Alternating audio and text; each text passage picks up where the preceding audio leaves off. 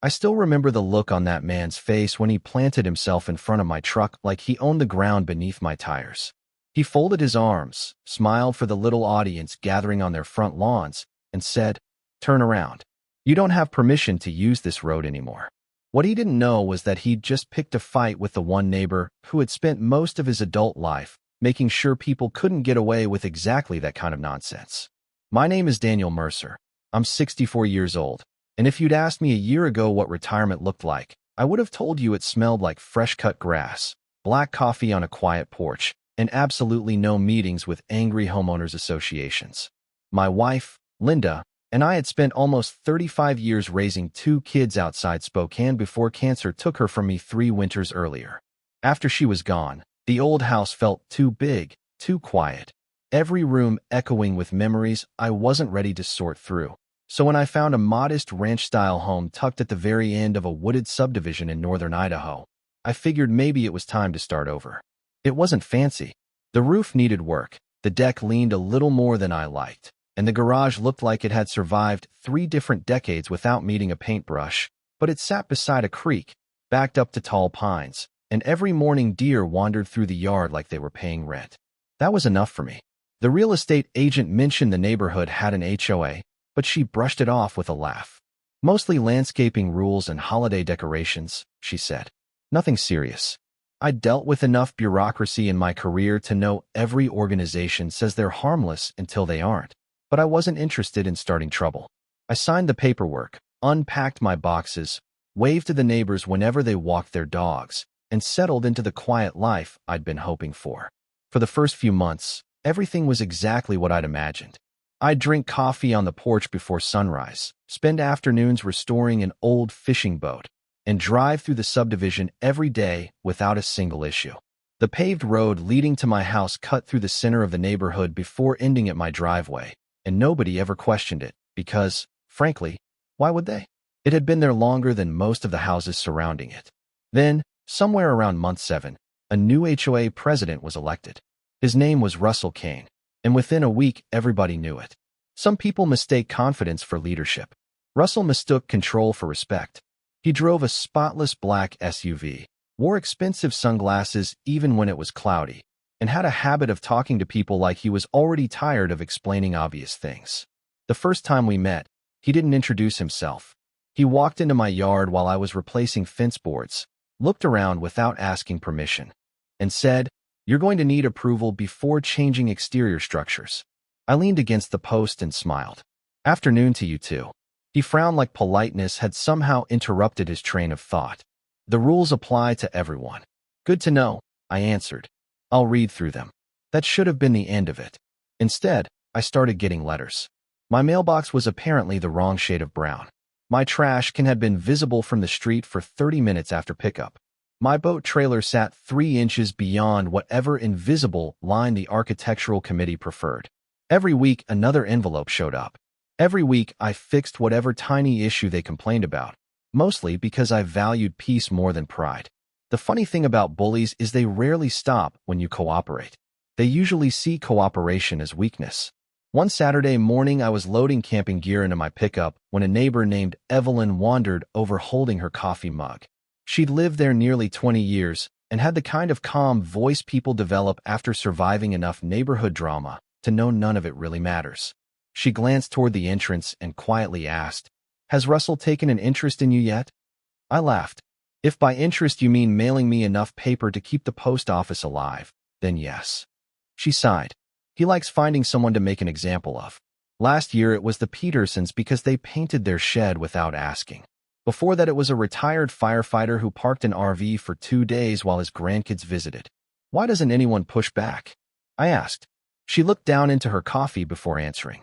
"Most people don't have the energy. They just pay the fines and move on." That sentence stayed with me longer than she probably realized.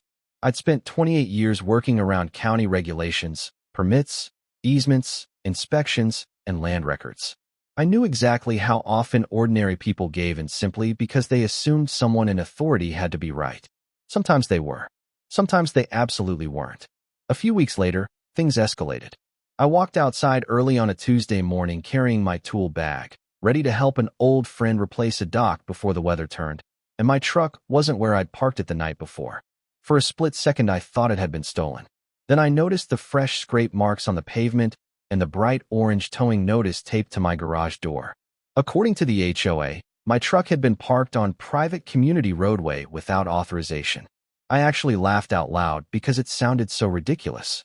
My own driveway connected directly to that road. There was nowhere else my truck could have legally been while I unloaded equipment. Getting the truck back cost me almost $300, not counting the day's work I'd missed. The tow yard employee shook his head while handing me the receipt. "You're the third guy from that neighborhood this year," he muttered. I folded the paper, thanked him, and drove home without saying another word. Russell was standing outside the clubhouse when I passed. He gave me a little wave and the kind of grin people wear when they're waiting for you to lose your temper. I smiled back, not because I forgave him, but because I'd finally decided it was time to stop reacting and start looking at the paperwork. And what I found over the next 48 hours changed everything. I spread every document across my dining room table that afternoon, the same table Linda and I had bought at a yard sale almost 20 years earlier, and for the first time since moving into the neighborhood, I stopped trusting what people were telling me and started trusting what had actually been recorded.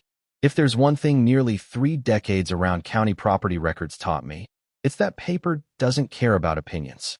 Paper remembers.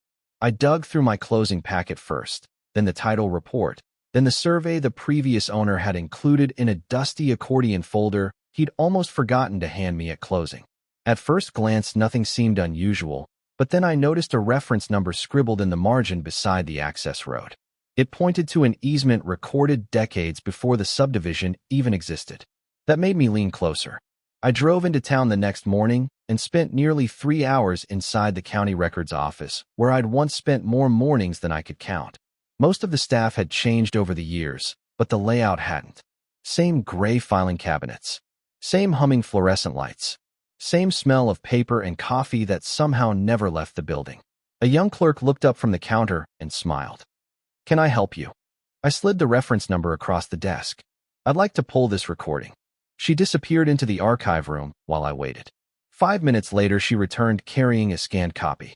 I unfolded it slowly, and the second I read the heading, I couldn't help smiling. There it was. A perpetual public access easement recorded 12 years before the first HOA documents had ever been filed. The road wasn't owned by the Homeowners Association. They maintained it, yes, but ownership and maintenance aren't the same thing, and the easement specifically guaranteed unrestricted access to the parcel where my house now stood.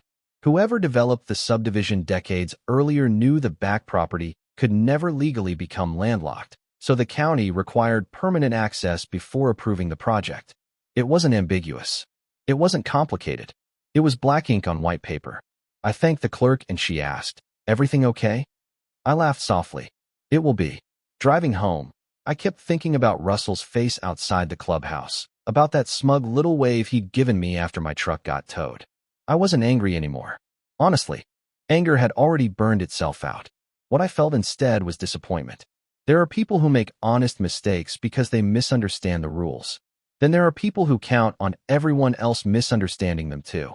Those are very different kinds of people. Over the next week, the letters kept arriving. Another violation notice. Another warning. Another fine. Apparently, my mailbox numbers were half an inch smaller than required. Then my porch light was supposedly too bright. Then they claimed my pickup had been parked overnight on community property again, even though security camera footage from my garage clearly showed it hadn't moved. Every envelope became another sheet in a growing binder. I dated everything, copied everything, photographed everything. Evelyn noticed one afternoon while we were chatting near the mailboxes. "You don't seem upset anymore," she said. I smiled. "I'm past upset." She looked confused. "That's usually when people get dangerous." I laughed.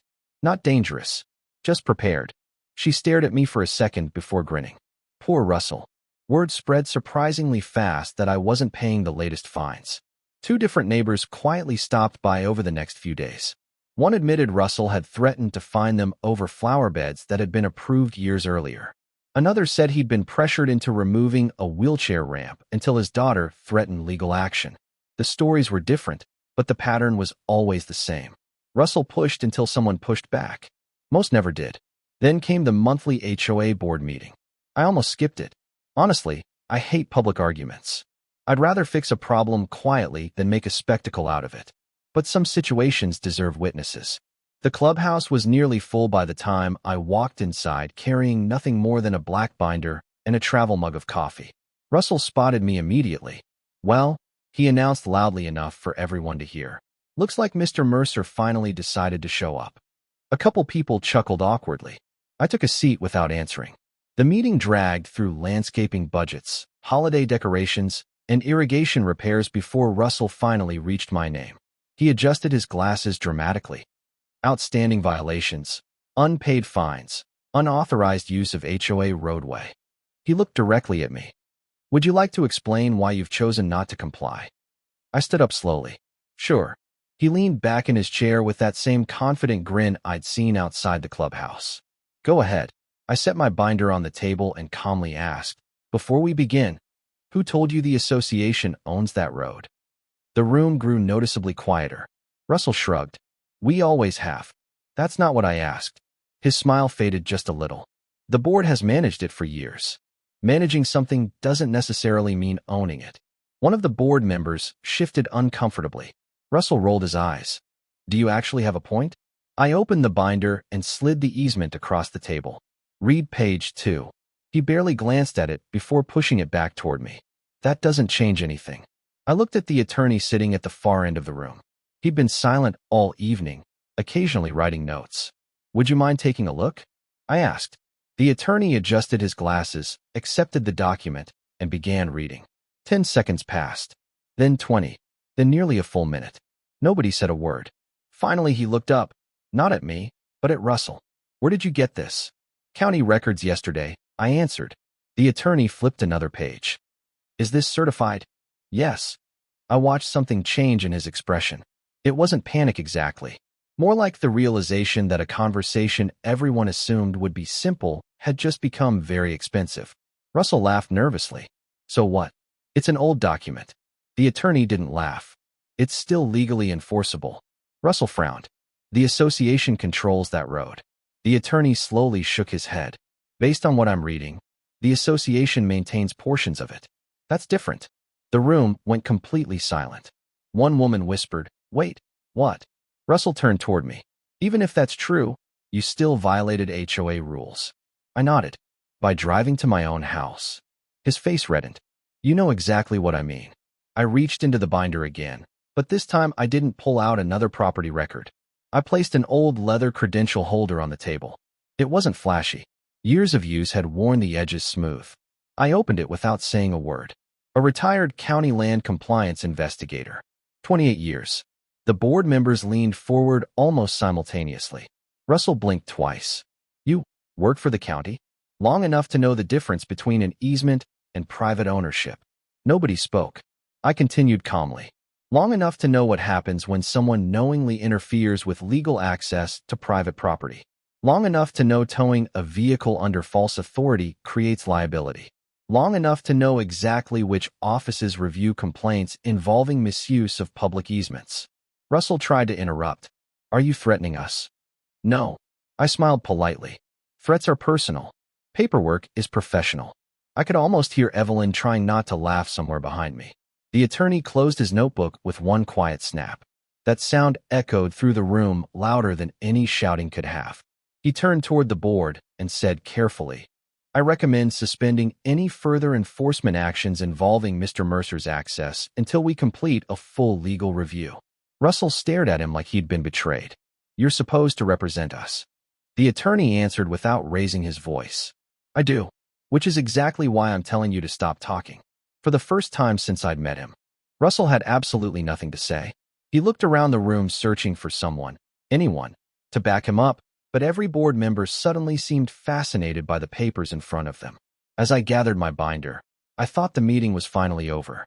I was wrong, because less than 48 hours later, county vehicles started pulling into the subdivision, and what they discovered would turn Russell's little power trip into a problem the entire board could no longer ignore.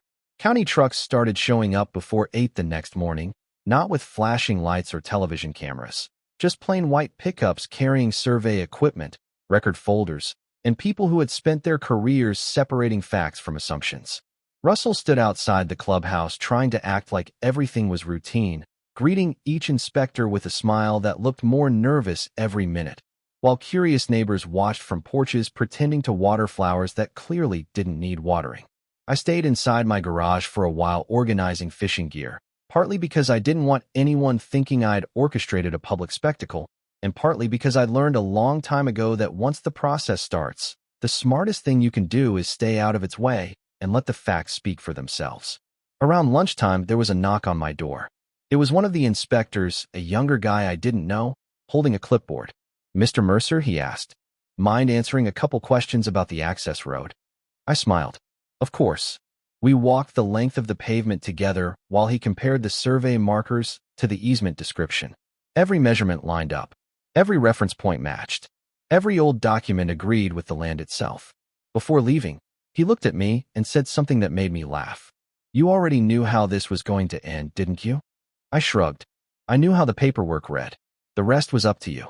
By the end of the week, the atmosphere in the subdivision had completely changed. The violation letters stopped arriving. Nobody from the HOA wandered into my yard anymore. Russell's black SUV remained parked outside the clubhouse most afternoons, but the confidence he'd carried around like an expensive suit had vanished. He spent hours meeting privately with board members and their attorney while neighbors quietly traded stories I'd never heard before. One family admitted they'd paid thousands in fines because they thought they had no choice. Another confessed they'd removed a wheelchair ramp for an elderly parent after being told the HOA would place a lien on their home. An older couple revealed they'd abandoned plans to build a small workshop because Russell insisted the association owned land that, according to the county records, it had never owned in the first place. Listening to everyone, I realized something that bothered me more than anything Russell had done to me personally. His biggest weapon had never been authority. It had been confidence. He spoke with such certainty that people stopped asking questions. That's how bad information survives. Not because it's true, but because it sounds true long enough. About 3 weeks after the board meeting, I received a certified envelope from the HOA. I honestly expected another fine. Instead, inside was a formal letter acknowledging that my legal access rights had been incorrectly challenged. They reimbursed every towing fee, every administrative charge connected to the dispute, and formally withdrew every violation notice they'd issued regarding the roadway. There was another paragraph apologizing for administrative misunderstandings. I smiled at that phrase. Administrative misunderstandings. Funny how polite paperwork becomes once lawyers get involved. 2 days later, Evelyn stopped by carrying a homemade blueberry pie. "Peace offering," she joked. "From me?" I asked. "From the neighborhood." We sat on the porch eating pie while watching the evening sun disappear behind the trees. She finally asked the question everyone else had been wondering. "Did you ever actually want revenge?" I thought about it for a long moment before answering. No, revenge would have been making Russell miserable. I just wanted him to stop making everyone else miserable. She nodded slowly. "There's a difference. A big one." Not long after that, another notice appeared in everyone's mailbox announcing a special HOA meeting. Attendance was standing room only. This time Russell didn't stand confidently at the front of the room. He looked tired, older somehow. The board chair thanked everyone for coming before quietly announcing that Russell had submitted his resignation, effective immediately. There wasn't applause. There wasn't cheering. Just silence. Maybe that's because most adults eventually realize watching someone lose isn't nearly as satisfying as watching fairness return. Russell gathered a small cardboard box from the office beside the meeting room, avoided eye contact with nearly everyone, and walked out the front door alone. That was the last time I ever saw him. A few months later, the neighborhood elected a new board. The first thing they did was invite homeowners to review outdated policies together instead of simply enforcing them. They created open meetings, published financial records, and encouraged people to ask questions without being treated like troublemakers. Surprisingly, property values didn't collapse. Chaos didn't erupt. The world kept turning just fine once people remembered that leadership isn't about controlling your neighbors. It's about serving them. These days I still drive down that same road almost every morning on my way to the lake. Every time my tires cross that stretch of pavement, I think about how close I came to simply paying the fines and keeping my head down. It would have been easier. It also would have told the next bully that intimidation works. Sometimes standing up for yourself isn't really about you. Sometimes it's about the people quietly watching from their windows, wondering if anyone will finally say enough. I never hated Russell. In fact, I hope wherever he ended up, he learned something from all of this. Power borrowed from a title disappears the moment the title does. Integrity stays with you long after the nameplate comes off the office door. Still, every now and then I wonder what would have happened if I hadn't spent nearly 3 decades learning how land records actually work. Would the HOA still be towing cars? Would more neighbors have kept paying fines they never owed? Or would someone else eventually have uncovered the truth? I honestly don't know, and that's the part of this story I still think about. So now I'd like to hear from you. If you were living in that neighborhood, would you have fought back the way I did? Or would you have paid the fines just to avoid the stress? And do you think Russell deserved a second chance after everything that happened, or was resigning the only fair outcome? Let me know in the comments because stories like this always spark strong opinions, and I'd really like to hear yours. If you enjoyed this story, don't forget to like the video, subscribe to the channel, and share it with someone who believes the loudest person in the room is always right, because sometimes the quiet neighbor holding the paperwork changes everything.